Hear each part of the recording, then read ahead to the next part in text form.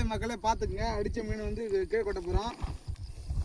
எல்லாம் சைஸான மீன் தான் பாருங்க. சரி வராது. கீழே கொட்டுறா கொட்டுறா கொட்டுறா.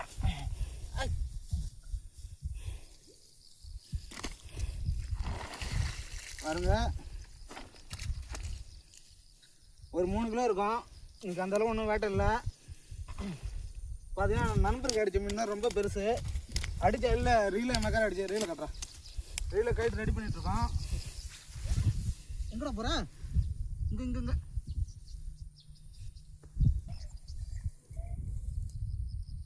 திரும்பி அதிலே போட்டுடலாம்.